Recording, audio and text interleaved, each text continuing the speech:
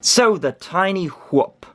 Now, it's not that I don't like this thing, but if you are a subscriber to the channel, you will know that for a couple of years, we've been able to do micro FPV, and better than this as well. So I was kind of annoyed when this thing blew up, because for some reason, micro quadcopters with FPV has always been a bit of a niche thing, and I never understood why, because it's awesome.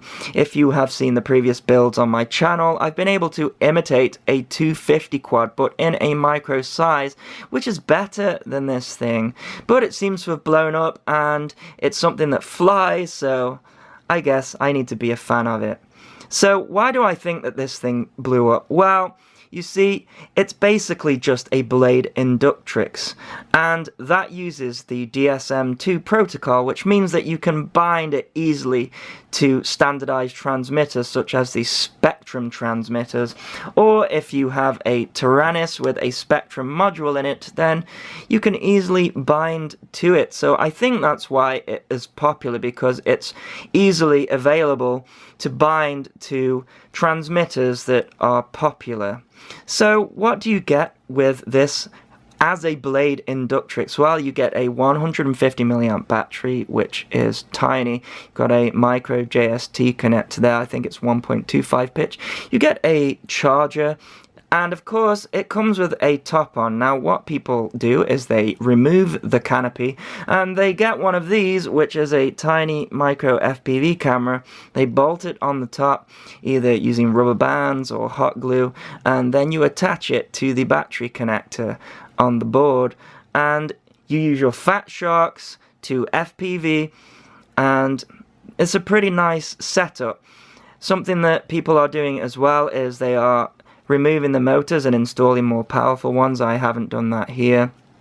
They're also adding custom 3D printed camera mounts and also 3D printed protectors here, so I think that's another thing why this is popular as well. Okay, the micros that I built don't have these protectors. It means if you're flying in the house, you can bash into the wall and stuff and you're not going to cause any damage. Although, if you have a micro like the ones that I build, you kind of don't need these. The props don't cause any damage anyway.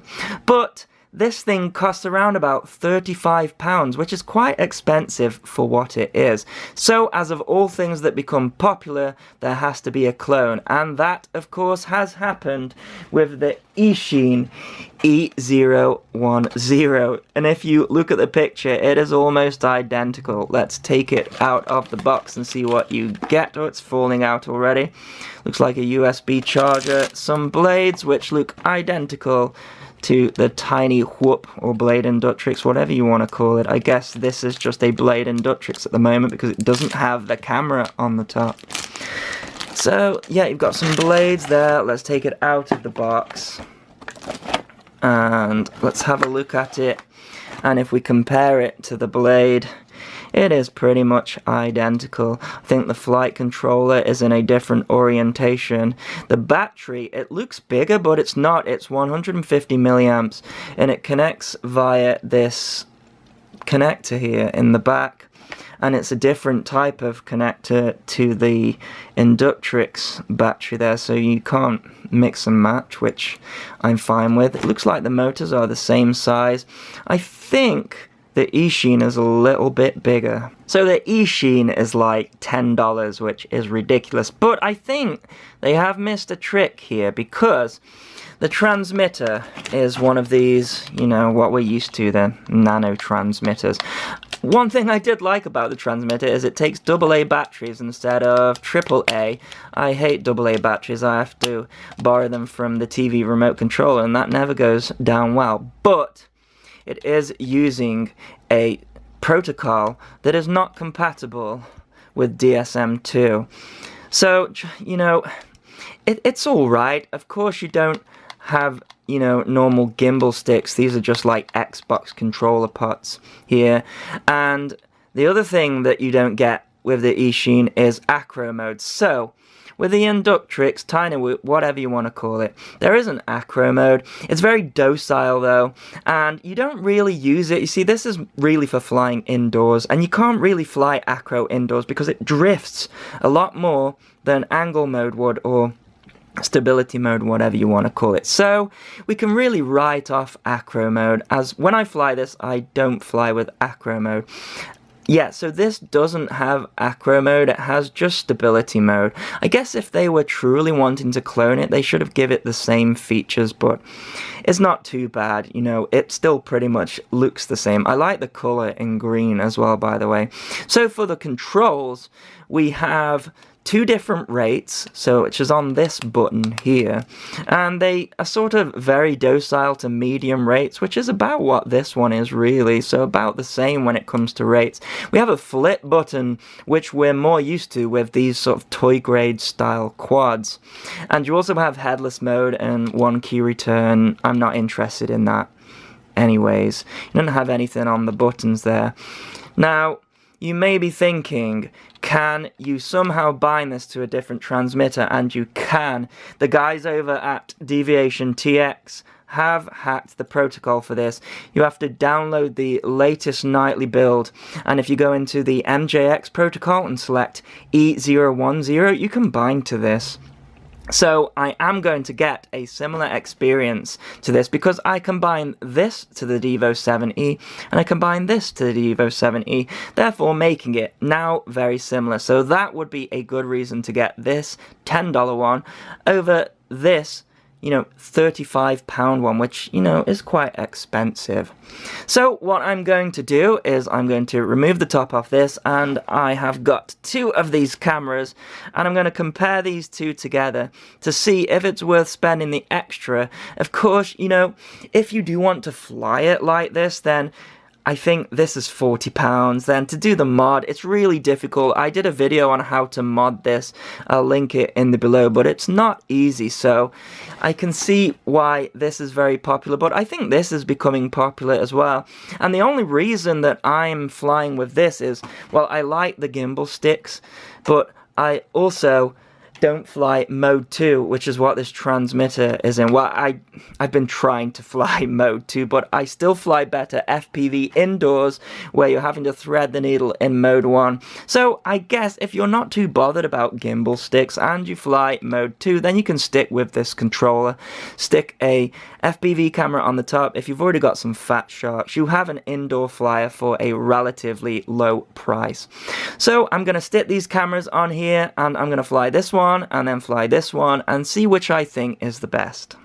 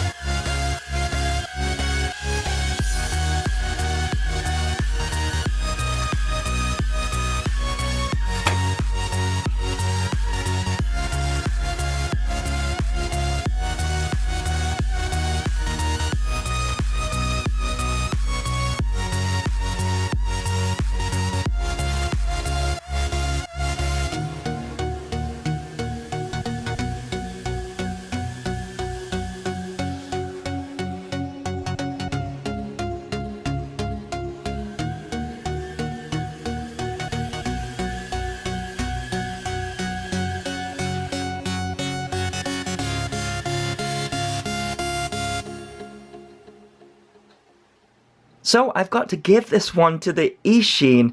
It had a much better flight time and it flew just as smoothly as the tiny Whoop.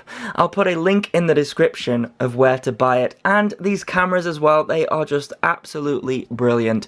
As always, thanks so much for watching. Please continue to subscribe. Cheers.